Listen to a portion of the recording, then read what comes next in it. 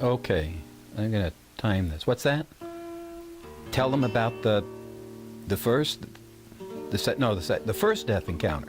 Oh, both death encounters. Do we have time for that? Oh, we can use it later. Okay. All right. Well, let me think about that. Okay, there were two death encounters. One at age 25, and the second one happened at age 44 from the encephalitis. I think a lot of people could equate to the second one when I got to see heaven, or part of it anyway. The first one's kind of a little esoteric, a little hard for most people to understand. All right, I'll go ahead. I'll tell as much as I can. All right, I was 25 years old. I had been admitted into the hospital. I had severe flank pain in my left side. So severe that it required hospitalization. Nobody knew what was going on. Finally, the doctors that were taking care of me put me in for a pyelogram study. That's where they, insert a tube through the penis, up into the bladder, up into the kidneys, and they take a look at anything that might be going wrong inside the organs, in case there's any stones or any other kind of disease going on with the kidneys. So I was scheduled for surgery. I think, it was August, that was August the 19th at 12 noon, as I recall. And that was at Hollywood Presbyterian Hospital, a long time ago. And I was prepped very well, had a lot of very caring people to get me ready. And before we went into the operating room, I remember saying a prayer to our Lord. I said, Jesus, I know I'm not where I'm supposed to be with my life.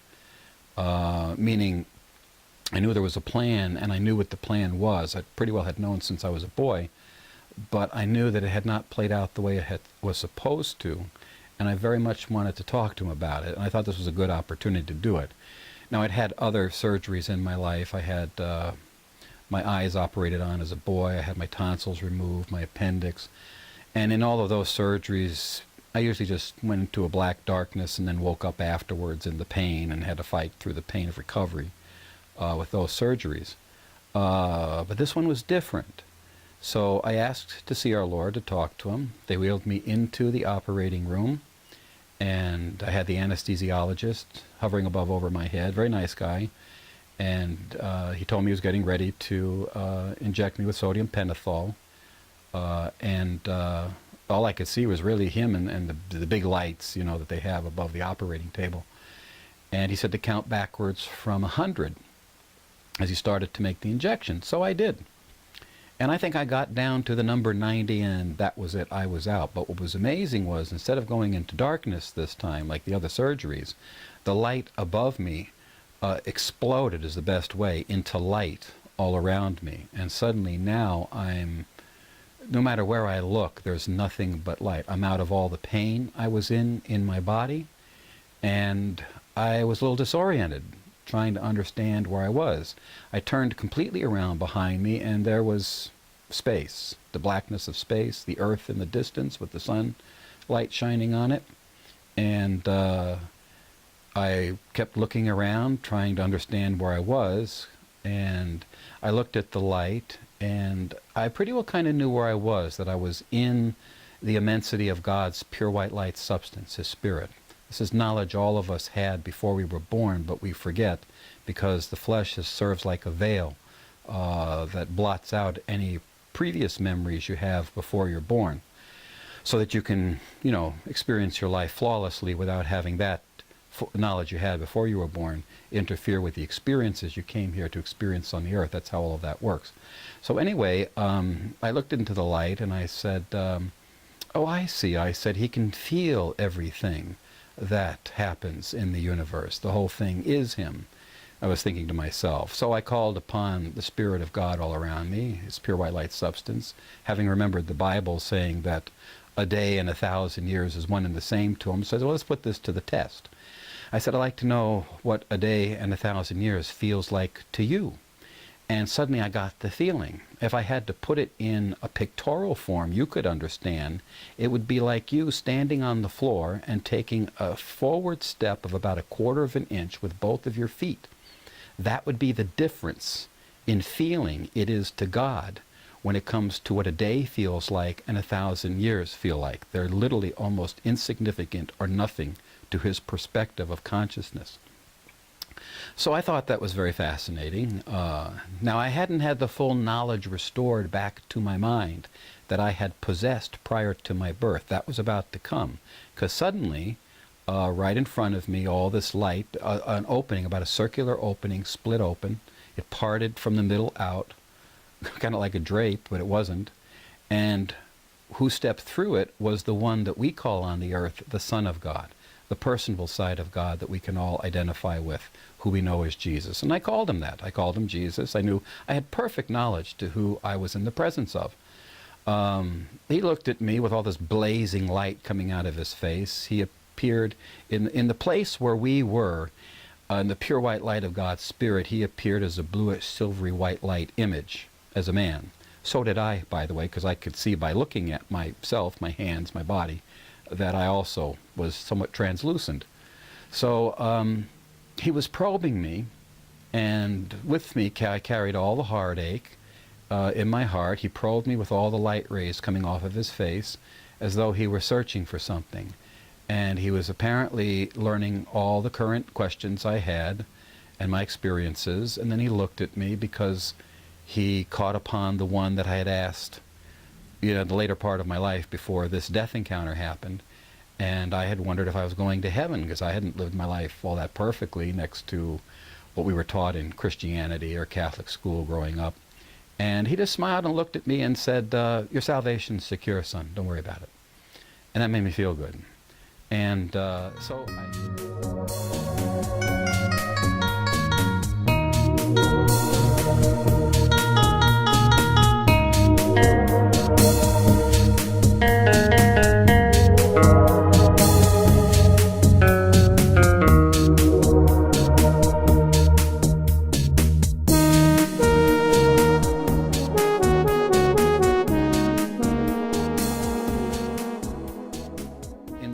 where we were, in the pure white light of God's Spirit, He appeared as a bluish, silvery white light image, as a man.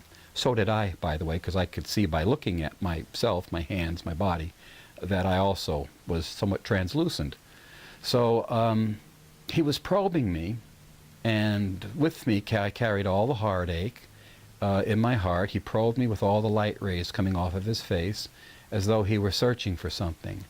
And He was apparently learning all the current questions I had and my experiences. And then He looked at me because He caught upon the one that I had asked, the later part of my life before this death encounter happened.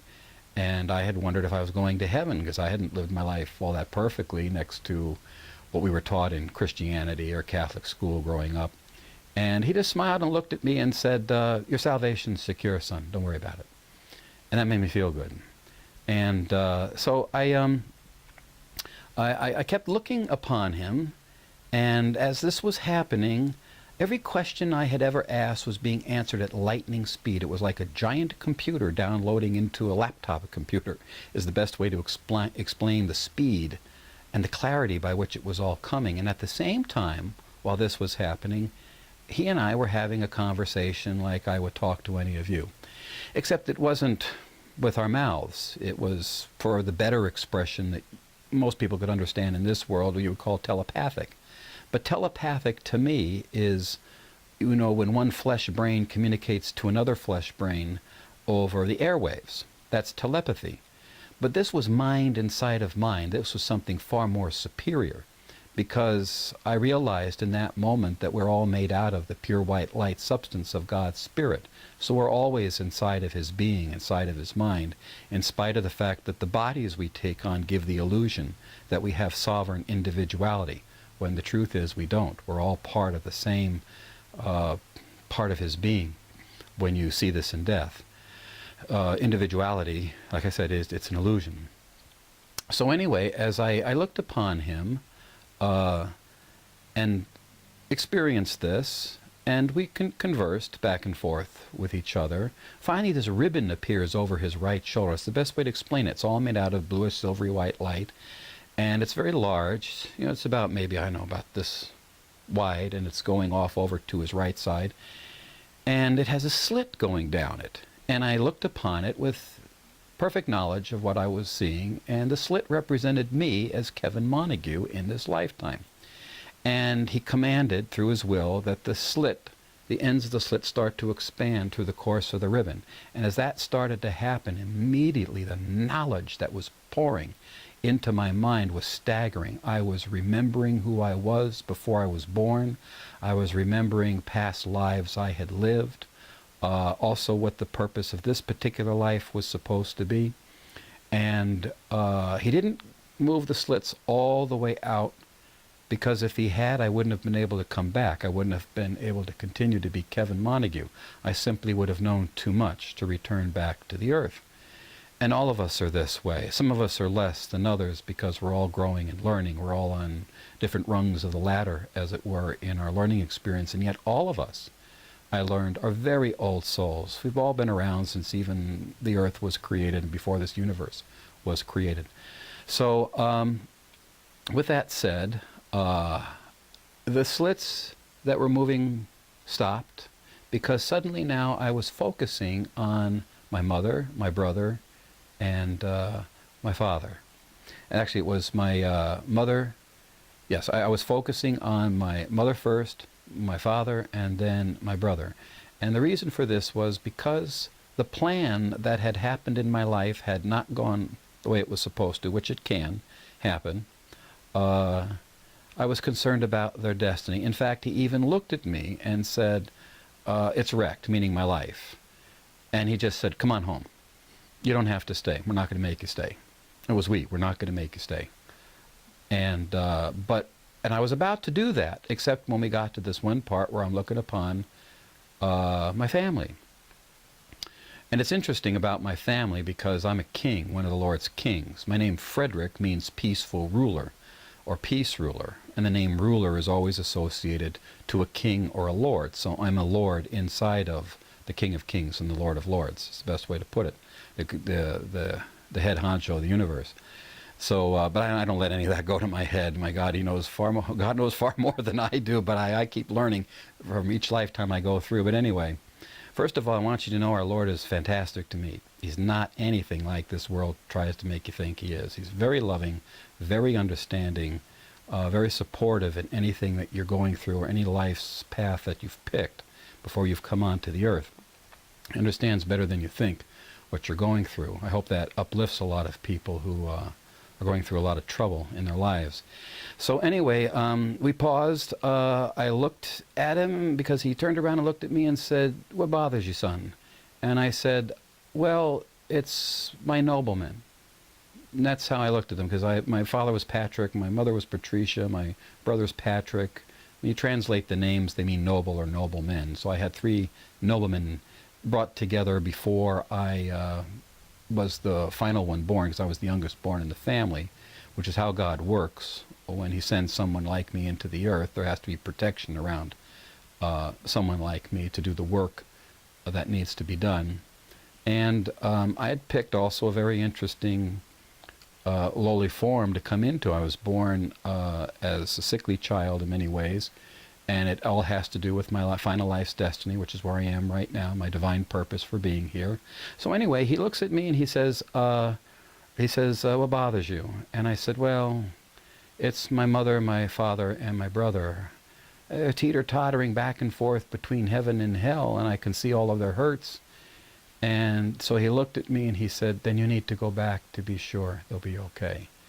Because I really didn't have to, but I did want to, because I love them so much. So just before that happened, something happened that I can't explain.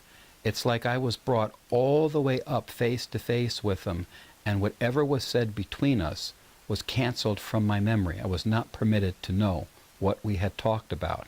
The next thing I know, that part's past, and I'm departing from him back to the earth. This time I got to see the tunnel that everyone talks about, which I did not see on the way going.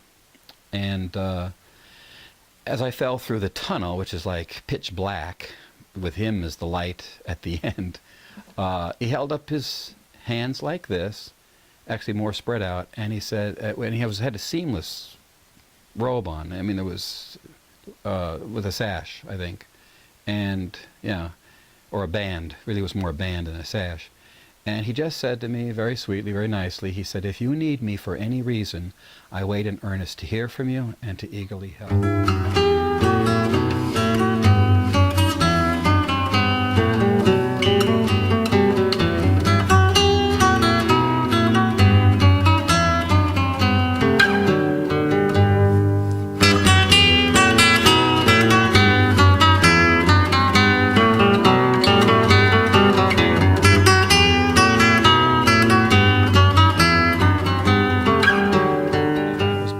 All the way up face to face with him, and whatever was said between us was canceled from my memory. I was not permitted to know what we had talked about.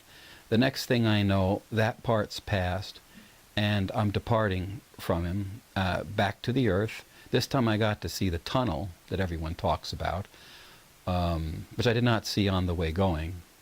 And as I fell through the tunnel, which is like pitch black, with him as the light at the end, he held up his hands like this, actually more spread out, and he said, when he had a seamless robe on, I mean, it was with a sash, I think, and yeah, or a band, really was more a band than a sash. And he just said to me very sweetly, very nicely, he said, if you need me for any reason, I wait in earnest to hear from you and to eagerly help. And I heard that as I went back through the tunnel. I came back at a lightning speed back to the earth. I landed on the gurney because it had now been brought into the recovery room. My pilogram study was done. And I landed on my left side, so I had to turn myself around on my back to line myself up with my body so I could slip back into my body perfectly. The second I did that, I could hear my body. All of a sudden, all this beautiful silence went into this machinery, is what our body sounds like. You're not used to the real silence until you're out of it.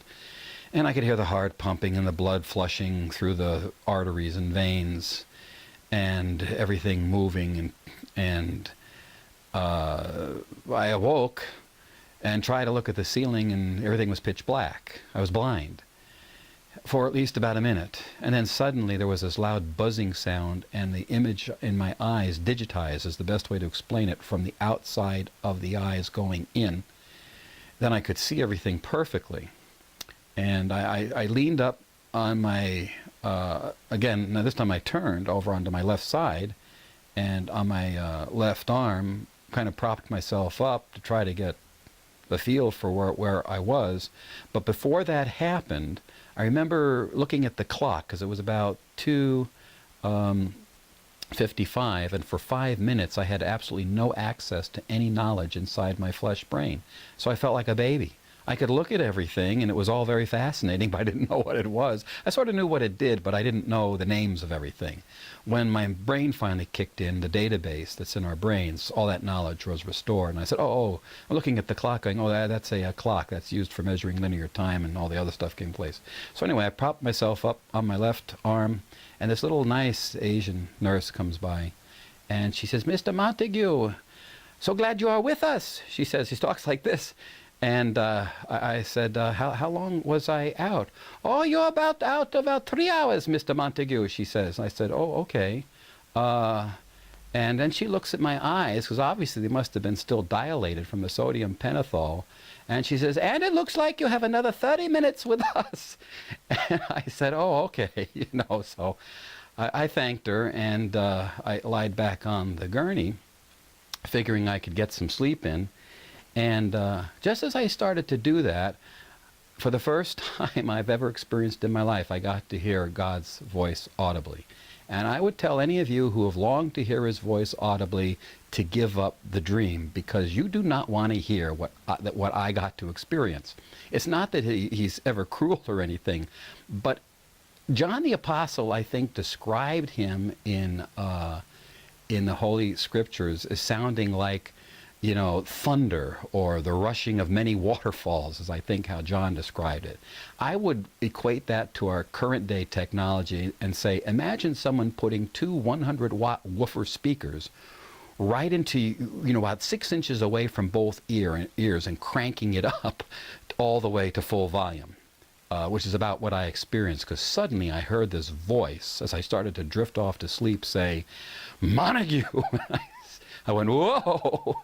And he said, "Don't fall asleep, son. Think about what you just experienced." And it was very commanding, you know. And I went, "Yes, sir," I said in a loud voice. I don't think the other patients next to me, they were all moaning or groaning from their surgery or whatever, so they probably thought I was nuts.